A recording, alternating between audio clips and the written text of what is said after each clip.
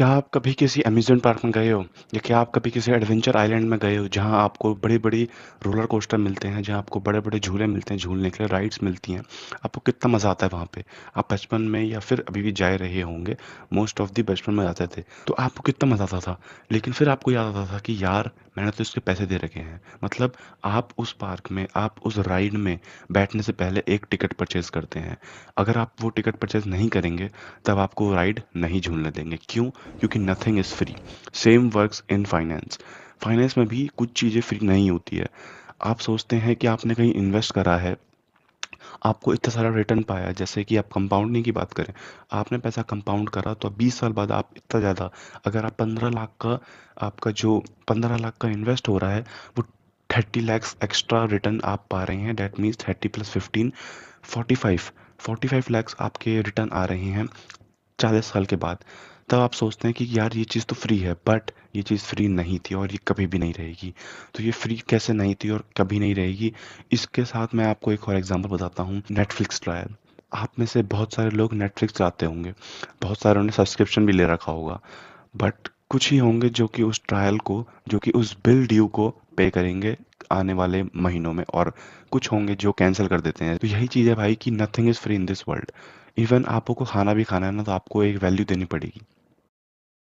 ऐसा क्यों होता है? क्योंकि भाई जो सामने दुकान वाला है, उसके पास वैल्यू है और तुम्हारे पास पैसा है।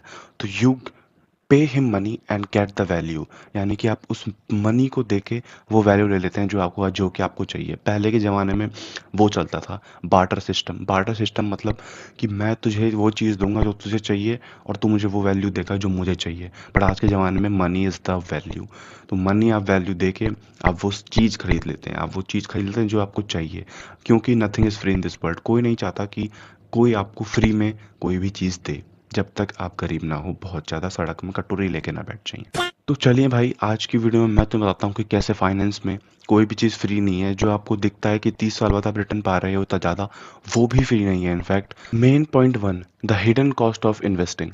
हिडन कॉस्ट ऑफ इन्वेस्टिंग मतलब कि स्टॉक मार्केट की जैसे मैं आपको बात करूँ, तो मैनी ऑफ अस, या बहुत सारे लोग इस दुनिया में स्टॉक मार्केट में इन्वेस्ट करते हैं, फिर कुछ साल बाद ओवर डिकेट्स वो 8-10% का इंटरेस्ट पाते हैं। या बात करें स्टॉक मार्केट में, अगर आप ट्रेडिंग कर रहे हैं तो आपको अप्स एंड डाउन्स सहने पड़ेंगे। आप ट्रेडिंग ना भी कर रहे हैं फिर भी आपको, अगर आपने किसी कंपनी में स्टॉक मार्केट में इन्वेस्ट कर रखा है, फिर वो कितना ही परसेंट हो, आपने पैसे लगा रखे हैं, तो आपको कुछ ना कुछ आशा रहेगी भाई कि ये मुझे 8-10% का इंटरेस्ट एनुअली या जितने भी साल बाद है, जितना भी टेंचर है, वो ला के दे।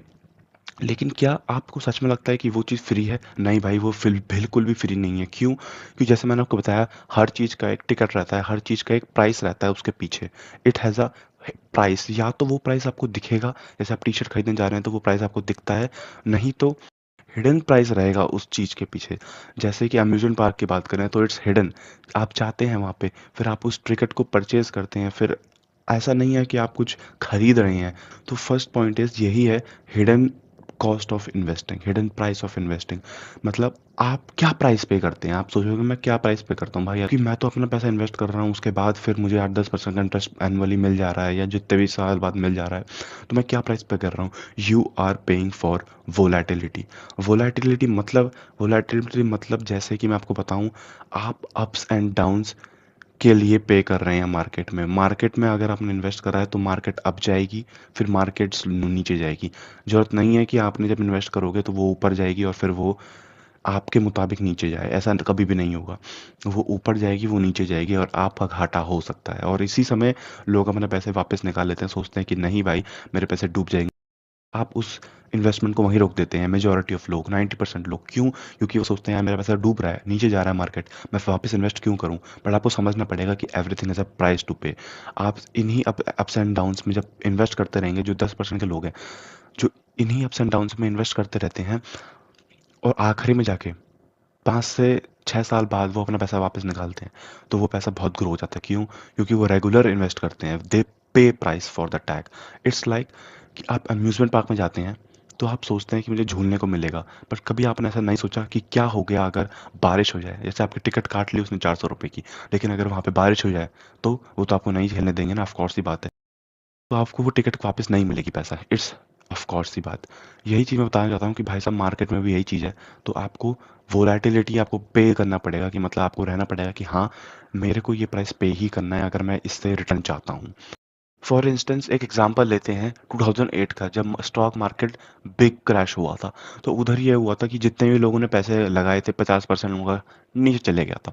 फिर क्या हुआ, सबने पैसे वापस निकालना स्टार्ट कर दिए, लेकिन जो जो मार्केट में बचे, जिनने पैसा लगाए रखा और आगे भी इन्वेस्ट करते रहे, भले ही उनका 70% 80% लॉस जा रहा है, बट वो उस चीज़ में अटल रहे कि नहीं मुझे इन्वेस्ट करना ही है। फिर आने वाले कुछ साल में जब मार्केट श्यों ऊपर गई, जब मार्केट ने रोलर कोस्टर ने अपनी राइड ऊपर की तरफ पकड़ी, सबको फ़ायदा हुआ। क्यों? क्योंकि उनने इमोशनल प्राइस पे करा अपना।